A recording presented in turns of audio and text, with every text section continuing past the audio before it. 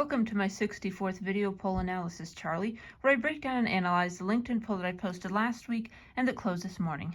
Now, last week's topic was a follow-up to the like it, it's okay, meh, and hate it question that I asked about tea a bit before this one. And that question that I asked last week was, how much do you enjoy drinking coffee?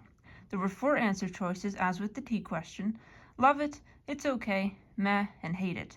Now, this poll got 133 votes, which is well above my average of 80 to 85 votes per poll, and definitely a gold standard poll, which I consider to be any poll that gets over 100 votes. So obviously people have some pretty strong opinions about coffee. It's a substance that people universally recognize. Many people drink it every day, or at least a few times a week, or at least every once in a while. So I'm not really surprised, but I am very delighted that this poll got a lot of engagement compared to some of my other polls. So this is how the distribution ended up breaking down. Of the 133 voters, 47% said that they loved coffee. 26% said it's okay. 18% said coffee was meh, and 10% said that they hated coffee. Now, this is pretty similar to my distribution for the how much do you enjoy drinking tea question, where the love it was in the upper 40s in terms of percentages, almost a majority, but not quite.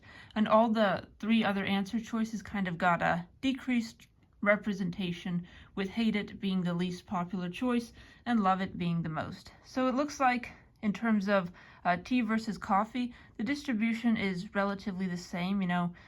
Almost a majority of people love it and a smaller minority of people hate it, and it's okay and meh kind of falls somewhere in the middle. So anyway, on to the statistics about coffee drinking. 73% of Americans drink coffee daily. 36% of people drink 3 to 5 cups of coffee per day. Now that sounds pretty unhealthy and like an overconsumption of caffeine, but perhaps they dilute it, they add milk, they add creamer, they add a lot of things that maybe make it a bit less harmful to your heart health. 51% of Americans purchase coffee from a coffee shop weekly. This doesn't have to be like Starbucks or Dunkin' Donuts. It could also be like a local coffee shop, like the Biggby, which is more of a Michigan and Indiana coffee chain, where you can basically drive up to this little kind of shed-looking store and just get a coffee at the drive-through window. So that's kind of the coffee shop that they're referring to. 48% of Americans prefer Starbucks coffee, while 45% prefer Dunkin' coffee. 2 in 3 Americans make coffee at home daily. I'm not one of those people. I do make tea at least a few times per week, but coffee, again, because of the whole caffeine content, kind of gives me energy for maybe an hour or 2, and after that I kind of crash, and I don't necessarily love that effect. I think that tea, while it's not necessarily as strong as caffeine in terms of giving you energy, does have a bit of a longer lasting buzz, and also, in my opinion, tastes a bit better.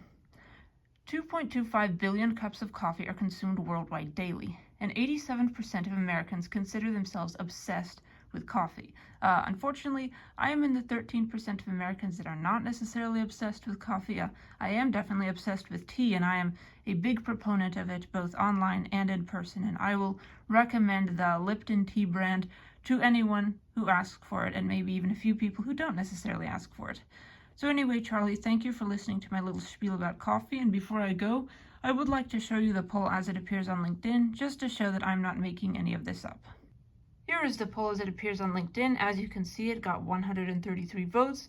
Love it was the most popular answer choice with 47% of the votes, and it's okay, meh, and hate it gradually got fewer and fewer votes, which I think is good to see. I'm glad to see that a majority of people are at least somewhat enthusiastic about coffee.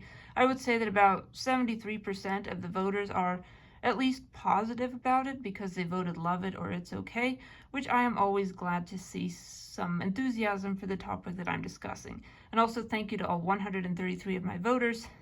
I'm glad you shared your opinions. I'm glad you contributed to the conversation, and it's participation like that that makes me keep going with this LinkedIn polling experiment. So thank you so much. And thank you, Charlie, for being such an emotionally supportive cat during this LinkedIn polling video journey. And stay tuned tomorrow for my 65th video poll analysis. I can't believe that I've been doing this for over 9 weeks at this point.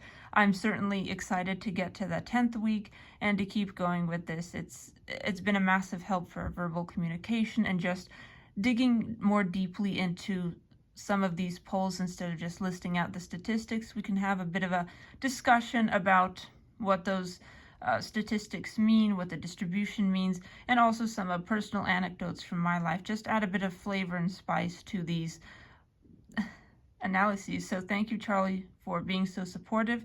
See you tomorrow for the 64th poll, and have a wonderful day. Bye.